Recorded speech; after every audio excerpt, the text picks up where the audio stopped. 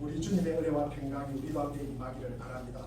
아멘. 사방의 음침한 골짜기를 통과하는 것처럼 힘겨운 시간을 보내는 이들에게도 우리 주님의 위로와 평강과 능력이 있기를 빕니다. 아멘. 우리가 이 세상을 살아가면서 좀 느긋하고 평화로운 우리 삶을 살고 싶지만 현실은 늘 우리를 숨가쁘게 하고 있습니다. 이율도 오르고 물가는 천정부지로 뛰고 가계 부담이 가중되고 전 세계적으로 경기 후퇴와 그리고 침체기에 접어들고 있다는 우울한 전망을 우리는 보게 됩니다.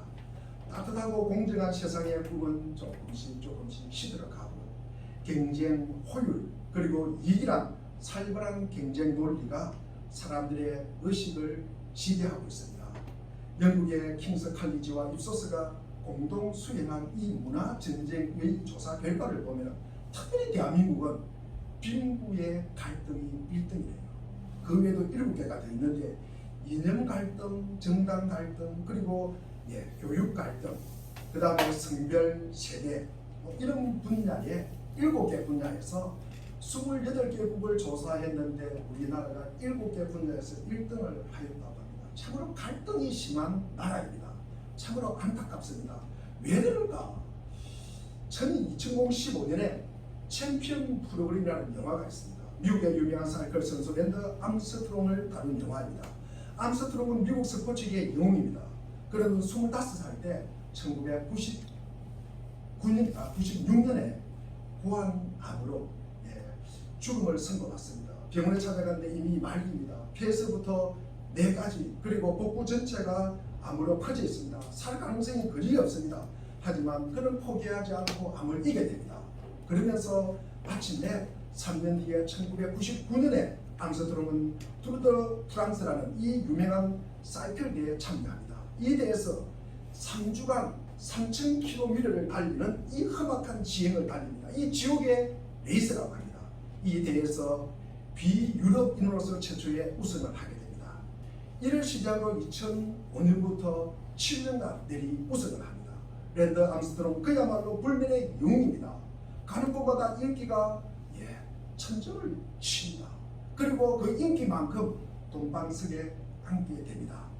그러나 암스트롱이 일순간 정상에서 떨어져서 시대의 거짓말쟁이로 전락을 합니다. 암스트롱은 대회 출전할 때마다 약물을 복용했다는 사실이 들통이 난 것입니다. 2012년에 암스트롱은 7번의 우승 타이틀을 모조리 박탈당하고 스포츠계에서 영구 제명당하는 수치를 당합니다. 좀 더 빨리 달리기 위해서 해서는 안 될 편법을 사용했기 때문입니다. 인생을 우리는 걷는 것에 비유를 합니다. 어떤 길을 선택하느냐, 어떤 길을 가느냐에 따라서 누리는 것도 달라집니다. 열매도 달라집니다. 우리는 분명히 봄이게 됩니다. 종착역도 달라지게 되는 것입니다. 따라서 우리는 바른 길을 선택해야 합니다. 그래야 열매도 아름답습니다. 그러나 오늘날 많은 사람들이 바른 길보다는 빠른 길을 택하고 있다는 것입니다. 남들보다 한 발자국 앞장서서 출시하고 돈 버는 것을 갖다 우리는 성공이라고 합니다. 좀 더 빨리 달리기 위해서라면 불법, 편법 마다하지 않습니다. 하지만 빨리 달려서 정상에 올랐다면 바르게 달리지 못했기에 순식간에 그 정상을 박탈당할 수도 있다는 것입니다. 우리는 빨리 달리는 것보다 우리는 바르게 달리는 것을 배워야 합니다. 예수님을 믿고 그분을 따르는 제자들은 더욱 예수님이 걸어가신 그 바른 길을 선택해야 합니다. 누구보다도 더 빨리 달리고 싶고 더 많이 갖고 싶고 그리고 더 큰 것을 주고 싶어서 늘 우리가 불법 그리고 편법을 마다하지 않는 어그러지고 혼란한 마지막 시대에 그리스도인들이 어떻게 하면 주님이 기뻐하시는 바른 길을 선택할 수 있는지는 우리는 눈물을 흘리면서 물어봐야 하는 것입니다. 성경에는 바른 길을 벗어나서 잘못된 길을 택하기 때문에 하나님께 책망받는 사람들의 이야기가 많이 나옵니다. 바로 거짓 교사들입니다. 오늘 본문에 나오는 내용입니다. 그들의 삶의 행태는 볼의 아들 발람의 길을 따르는 것이다. 원래 가야 할 바른 길을 벗어나서 발람의 길을 따르는 것입니다. 그렇다면 발람의 길은 어떤 길인가? 민수기 22장, 23장, 24장에 상세하게 기록되어 있습니다.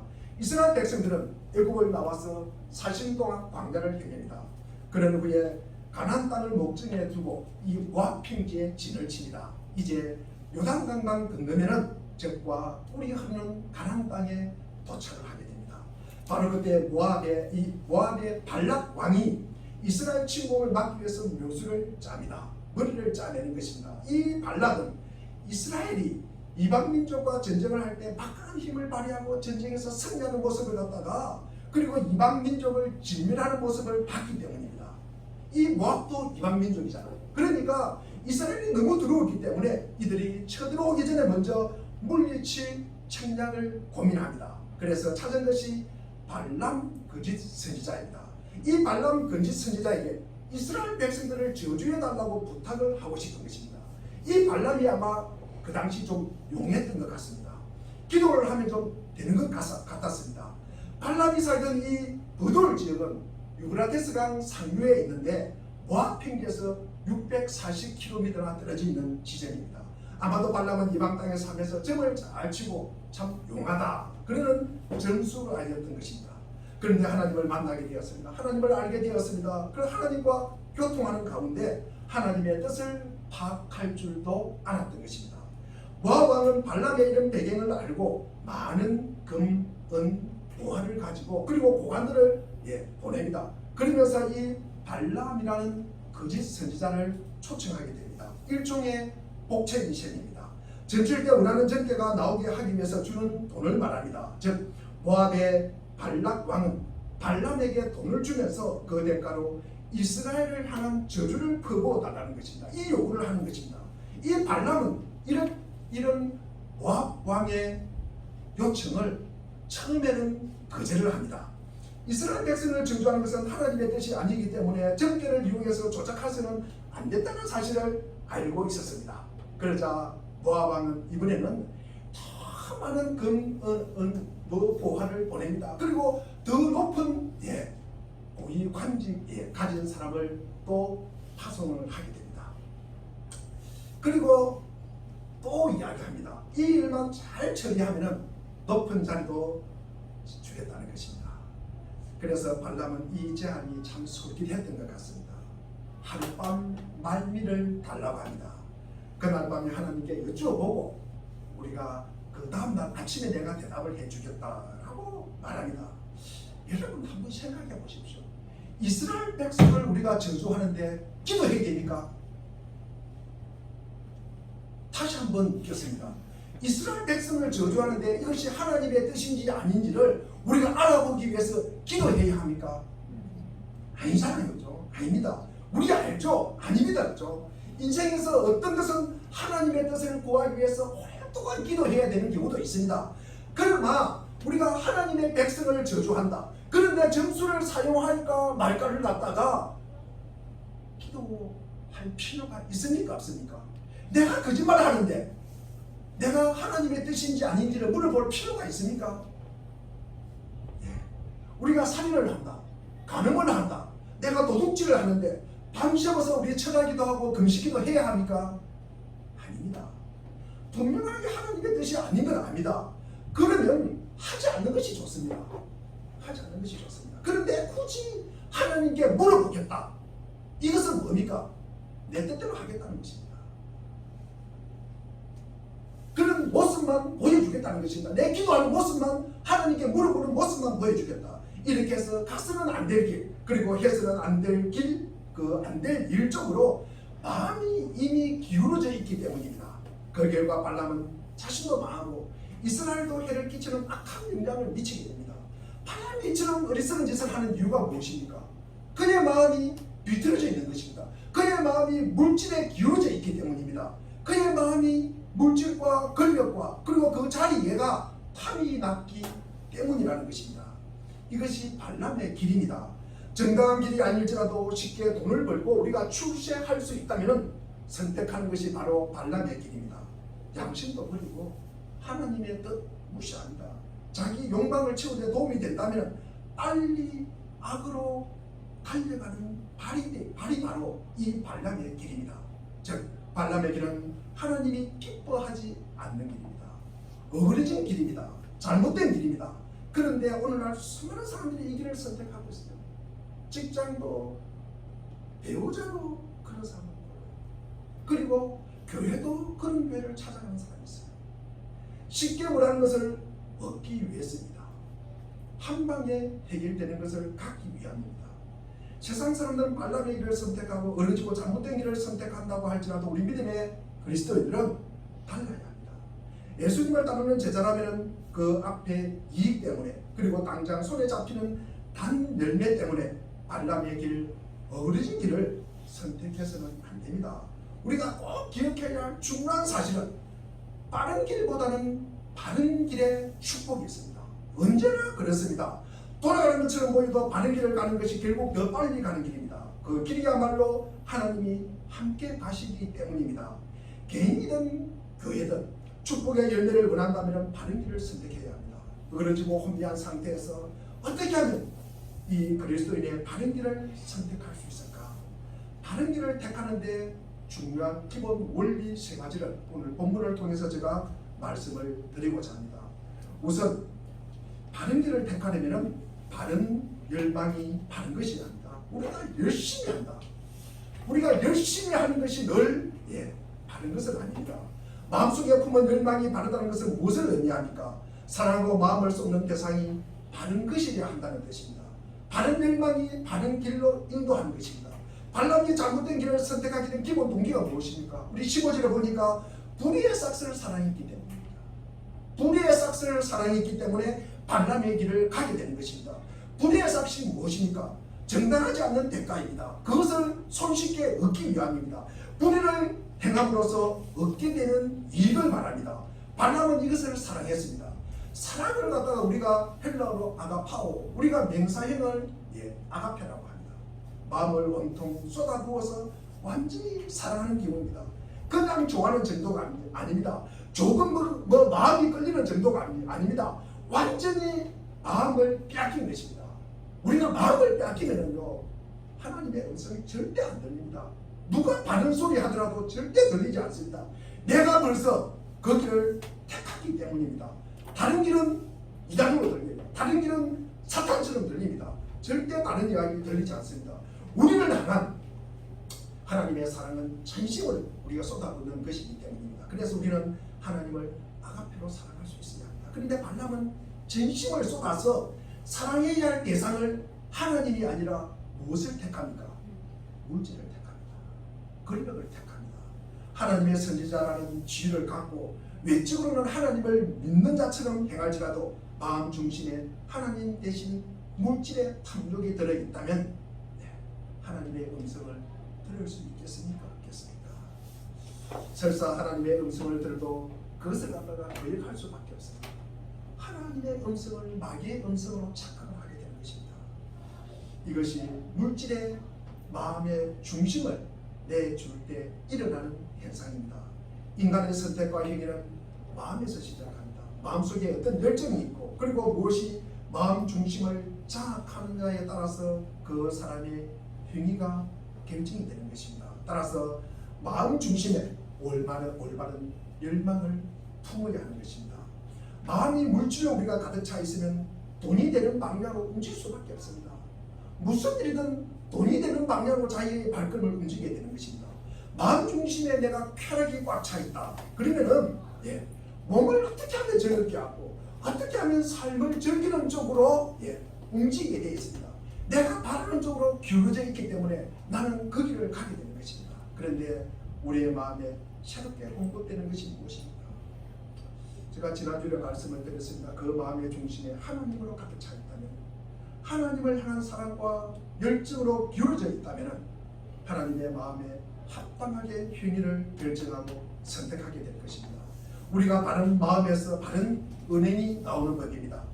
얼마 전에 일본의 전 총리 아베 신조가 피살을 당합니다. 그를 쏜 야마가미는 잘못된 어머니의 종교에 원한이 있었습니다. 그의 마음에는 그 종교 지도자에 대한 원망으로 가득 차 있었고, 그 종교 대표자를 죽이려 하다가 그 종교 행사에 특별 영상을 보낸 이 아베를 죽여야겠다는 이 분노의 마음이 가득 차 있었습니다. 그리고 이것이 실행을 하게 되는 것입니다. 마음의 동기가 바르고 건강해야 합니다. 우리의 마음 깊은 곳에 자리 잡고 있는 것이 무엇입니까? 우리의 중심에 하나님의 사랑이 자리를 잡고 있습니까? 우리 예수 그리스도의 십자가의 겸손함이 자리 잡고 있습니까? 성령의 인도하심과 그리고 그 성령님의 도우심이 그 우리의 마음 중심에 자리를 잡고 있습니까? 그 마음 중심을 하나님께서 사로잡고 계신다면 용서할 수 없는 자도 용서할 수 있고 받아들일 수 없는 사항을 받아들이게 됩니다. 견딜 수 없는 고통과 슬픔이 감사와 찬양으로 바뀌게 되는 것입니다. 그리스도인답게 바른 길을 우리가 걷기를 원한다면 마음 중심을 하나님의 마음으로 채우시고 하나님이 우리 마음을 다스리도록 해야 합니다. 하나님이 우리를 붙잡고 있도록 우리를 그분에게 내어주게 하는 것입니다. 이것을 다른 말로 표현하면 에고, 자아에 대해서 우리가 내려야 하는 것입니다. 이 자아의 운전대에서 손을 떼는 연습을 우리가 해야 하는 것입니다. 그래야 하나님의 사랑과 열정으로 심령이 가득 채워질 때 비로소 우리는 바른 길을 향해 달릴 수가 있는 것입니다. 두 번째로 우리가 바른 길을 행하려면 바른 영적 안목이 있어야 합니다. 마음만큼이나 눈도 바로 볼 수 있어야 합니다. 그래야 우리가 바른 길을 갑니다. 발람이 하나님이 원치 않는 길을 가려고 하자 그 앞에 가로막아 선 것이 무엇이었습니까? 사람이었습니까? 낙이었습니까? 짐승입니다. 낙입니다. 우리 16절을 한번 읽어보겠습니다. 본문 16절을 읽어보겠습니다. 시작. 자기의 불법으로 말미암아 칭찬을 받되 말하지 못하는 나귀가 사람의 손으로 말하여 이 선지자의 미친 행동을 저지하려 하느냐. 발람이 한 행동을 미친 행동이라고 합니다. 이 미친 행동을 저지한 것이 이 낙입니다. 발람은 낙에게 책망받는 최후의 선지자가 됩니다. 최초의 선지자가 됩니다. 낙이는 발람의 행위를 미친 행동이라고 했습니다. 하나님의 선지자가 미물인 낙에게 책망을 받았으니 참 얼마나 수치스러운 상황입니까? 여기서 아마 짐승보다 못한 인간이 있다는 이야기가 나온 것 같습니다. 발람은 하나님의 뜻이 아닌 줄 알면서 물질이 탐이 나니까 아침에 길을 났습니다. 나귀를 타고 길을 떠납니다. 그때 하나님의 사자가 길 한가운데 칼을 들고 그 길을 가지 못하도록 막습니다.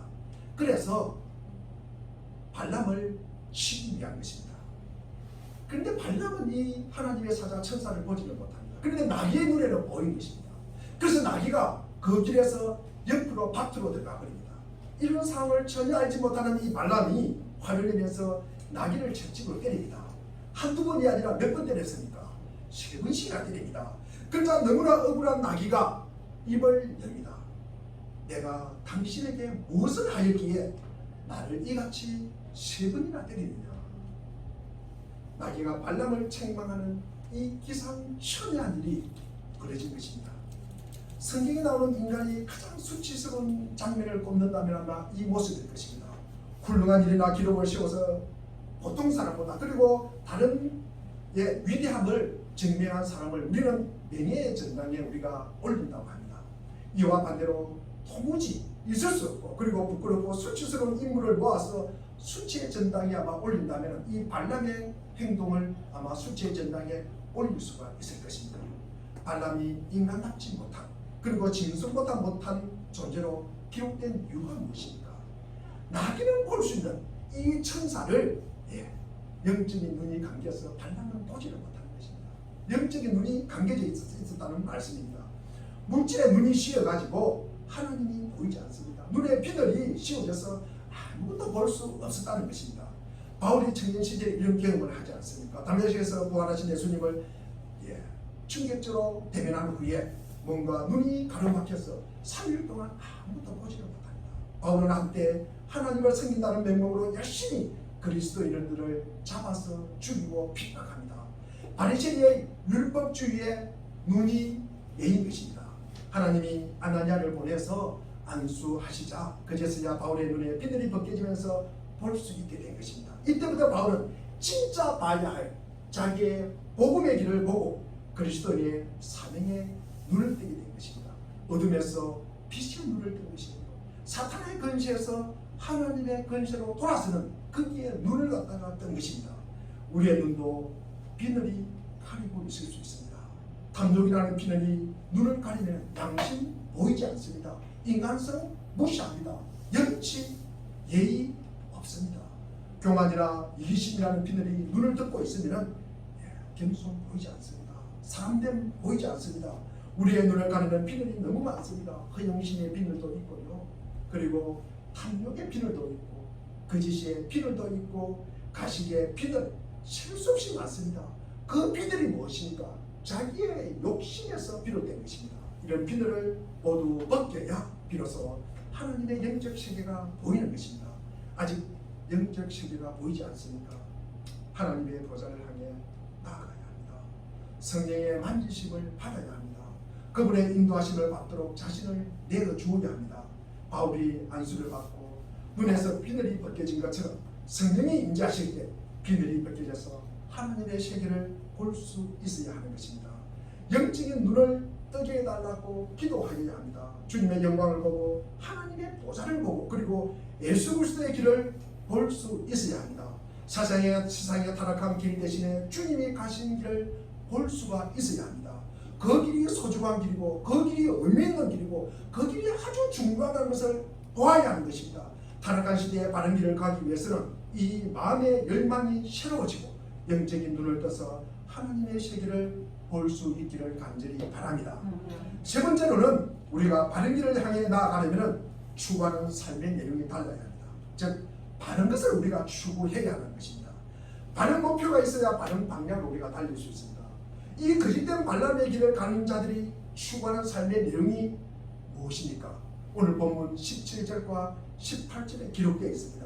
우리 17절 18절 한번 읽어보겠습니다. 시작. 이 사람들은 물없는 셈이요 강풍에 밀려가는 안개니 그들을 위하여 급함한 어둠이 예비되어 있나니 그들이 허탄한 자랑의 발을 토하며 그릇되게 행하는 사람들에게서 교피한 자들을 음란으로서 육체의 정욕에서 유혹하는도다.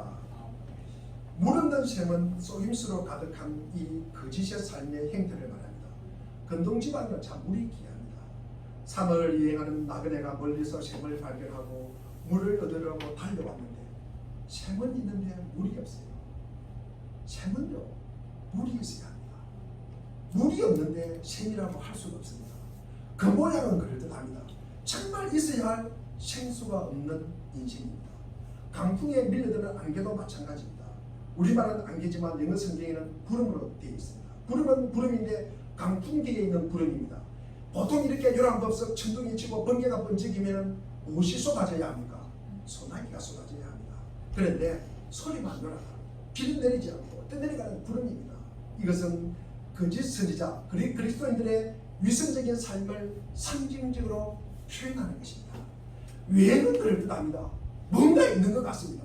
안에 뭐가 있는 것 같아요. 막상 살펴보면 그 안에 아무것도 없습니다. 이런 그리스도인들의 모습 평소에 믿음 생활 잘하는 것 같습니다. 아멘 아멘 합니다. 그러나 어려움이 있으면 힘든 일이 있으면 그냥 뭐죠? 소음에 절인 비추처럼 힘없이 나가고 떨어지는 것입니다. 그 안에 아무것도 없기 때문입니다. 이것이 오늘날 교회의 모습이 아닌지 반성할 필요가 있습니다. 실은 우리 그리스도인들의 모습이 아닐까. 요란한 것을 설치해 놓았지만 사람들에게 진정 필요한 이 복음의 생수가 말라버렸다면 얼마나 실망스럽습니까? 소리는 요란한데 정작 있어야 할 예수 그리스도가 없다면 얼마나 허무하겠습니까? 참된 그리스도인, 참된 교회의 징표가 무엇입니까? 예수 그리스도의 십자가입니다. 예수 그리스도의 보혈입니다. 발람을 따르는 이들은 허탄한 자랑의 말을 토합니다. 이들은 껍데기만 자랑하기 때문에 이들이 하는 말은 모두 빈말입니다. 거짓말일 가능성이 훨씬 많습니다. 자랑하며 떠벌리는 실제는 아무것도 없는 이들이 사람들의 마음을 사로잡을 수 있는 것은 무엇입니까? 음란으로 육체의 정욕에 빠지게 하는 유혹 때문입니다. 이것이 발람이 했던 일입니다. 발람은 이스라엘 백성을 저주하기 위해 갔지만 저주할 수가 없었습니다. 하나님이 하나님의 백성을 저주하는데 가만 내버려 두겠습니까? 그래서 발람이 이스라엘 진영이 보이는 곳에 올라가서 퍼부은 것은 저주가 아니라 축복이었습니다. 혹시 장소가 닿지 못했는가 싶어서 세 번씩이나 장소를 옮겨가면서 저주를 퍼붓는데 저주가 아니라 축복을 하게 됩니다. 세 번씩이나 이런 일이 있으니까 이 모압의 발락 왕이 화를 냅니다. 많은 물질을 갖다가 쏟아 부어서 이 발락을 갖다가 초청해서 행사를 했는데 자기 뜻대로 되지 않습니다. 이스라엘이 저주하는 대신에 축복을 하고 있으니까 이 모압의 발락 왕이 얼마나 답답했겠습니까? 그때 발락은 이스라엘을 갖다가 저주할 수 있구나, 이해 불가능함을 깨닫고 그가 인간의 방법, 이스라엘을 붕괴하는 비결을 갖다가 제시를 하게 됩니다. 이것이 오늘 본문의 18절이요 민수기 25장 말씀입니다. 모압의 여자들로 이스라엘 남자를 유혹하는 것입니다. 이 사건이 연병으로 죽은 자가 24,000명이나 되는 그 유명한 십딘 음행 사건입니다. 고대사에 이방인이 제사를 드린다, 이것은요 음란 행위가 늘 동반되는 것입니다. 여기에 이스라엘 남자들을 참여시킵니다. 하나님은 이에 진노하여서 연병을 내립니다. 이것이 발람의 길이 추구하는 삶입니다. 사람들을 살리고 축복하는 대신에 죽이고 파괴하는 것입니다. 이렇게 이스라엘 백성들은 죽음에 몰아넣는 발람은 결국 자신도 끌려 나와서 죽임을 당합니다. 발람의 길은 다른 사람들은 물론 자신도 죽이는 길입니다. 상대도 망하고 자신도 망하는 길입니다. 하나님께서 우리를 망하라고 부르셨습니까? 그렇지 않습니다. 우리도 살고 다른 사람도 살리라고 우리를 부르셨습니다. 하나님이 아브라함을 부르신 이유는 세상의 모든 족속을 위한 축복의 통로가 되기 위해서 우리를 부르셨던 것입니다. 우리는 아브라함의 영적인 후손입니다. 그리스도인들은 스스로 생명을 얻을 뿐만 아니라 자신이 받은 생명을 다른 사람들에게 나누어주고 모두를 살리는 사람들입니다. 이것이 바로 우리가 추구해야 할 진정한 가치 있는 바른 길의 모습입니다. 한 번밖에 살 수 없는 인생입니다. 어떤 영향을 끼치고 어떤 열매를 남기며 살고 싶습니까? 하나님의 생명을 축복을 나누어주면서 살아야 합니다. 자신뿐만 아니라 다른 사람들에게도 복을 누리게 하는 것이 하나님이 우리를 부르신 목적입니다. 최태석 장로라는 분이 계십니다. 이분은 한국물이라는 회사를 크게 세우고 경영하신 회장입니다. 원래 미국에서 내려와서 월남에서 온갖 부전 일로 고생을 합니다. 우유도 배달하고 그리고 자동차 공장에서 뭐 허드렛 일을 하면서 살았습니다. 그러면서도 한 가지 늘 마음에 간직하고 있는 것은 하나님을 믿는 사람으로서 내가 바른 믿음의 삶을 살아야 된다. 그렇게 늘 마음에 품고 살았습니다. 고생 끝에 한 서울에 있는 은행에서 융자를 받아서 대출을 받아서 조그마한 소규모 사업을 시작하게 되었습니다. 그런데 6.25 사변이 터졌습니다. 서울에 있던 사람들이 전부 피난을 갑니다. 그런데 이 최태석 장로라는 분은 피난길에 은행을 찾아갑니다. 그리고는 자기가 빌린 돈을 갚겠다고 그 돈가방을 올려놓습니다. 이 전쟁통에 아무 돈이라도 뺏어서 훔쳐서라도 자기가 가지고 가야 될 그런 상황입니다. 그런데도 이분은 거꾸로 돈을 갚겠다고 은행을 찾아갑니다. 은행 직원이 깜짝 놀랍니다. 아니 돈을 갚겠다고요? 아시다시피 지금 전쟁통에 그 당시는 뭐 온라인으로 우리가 할 수 있는데 수기로 다 할 테니까 지금 당신의 대출 잔고가 어디 있는지도 모릅니다. 그러니까 이렇게 안 하셔도 됩니다. 이렇게 이야기를 합니다. 그런데 이분은 잔고가 있든 없든 나는 돈을 갚아야 된다. 내가 빌린 건 확실하다. 그러니까 내가 돈을 갚겠다는 것입니다. 그래서 그 잔고를 대출 잔고를 찾지 못하더라도 당신이 돈을 받았다, 은행에 돈을 받았다는 영수증만 써달라고 합니다. 그래서 은행 직원이 영수증을 써줍니다. 인감도장을 찍어줍니다. 그래서 사실 전쟁에 터졌습니다. 여러분 한번 생각해 보시오. 목숨이 왔다 갔다 하는 판국에 누가 빌린 돈에 지금 도망가기 십상이잖아요. 서울이 함락됐어요. 그러는 와중에 빨리 도망을 가야 되는데 누가 뭐 빌린 돈 갚는다고 그 사람을 살려주겠어요? 그 당시 이런 이야기를 하지 않겠습니까? 정직이 반백해주냐? 정직이 목숨을 살려주냐? 뭐 그런 이야기 하지 않겠습니까? 바르게 산다고 목숨을 살려주느냐? 지금 총알이 왔다 갔다 하는 사람 중에. 그런데 이분은 전쟁 중에도 내가 바른 믿음의 삶을 꼭 살아야 된다. 그리고 전쟁이 끝납니다. 이번에는 이분이 제주에서 사업을 시작합니다. 원양어선을 구입하려고 하는데 뭐 돈도 없고 그리고 은행에 가니까 뭐 담보 제공할 것도 없는 상황입니다. 수중에 전혀 돈이 없으니까 은행에 가서 뭐 은행에도 아마 빌려줄 리가 만무했을 것입니다. 그래서 거절을 당하고 한참 나오다가 호주머니에 그 영수증을 보고 이 영수증을 한번 보여줘야 되겠다 싶어서 다시 은행에 들어갑니다. 그래서 그 영수증을 보여주니까 은행 직원이 깜짝 놀랍니다. 당신이 바로 그분이군요. 전쟁 중에 피난 중에 돈을 갖고 간 사람이 당신이군요. 내가 이야기를 많이 들었습니다. 은행가에서 당신은 전설로 통합니다. 직원은 이런 전설의 주인공이라면서 지금 현재 형편이 어려워도 대출을 해줄 만하다. 충분히 있다. 그러면서 은행장을 만나게 해주고 결국 대출을 허락을 받습니다. 이렇게 시작된 사업이 한국유리라는 굴지의 회사를 갖다가 키웁니다. 여기까지만 들어도 참 감동이 됩니다.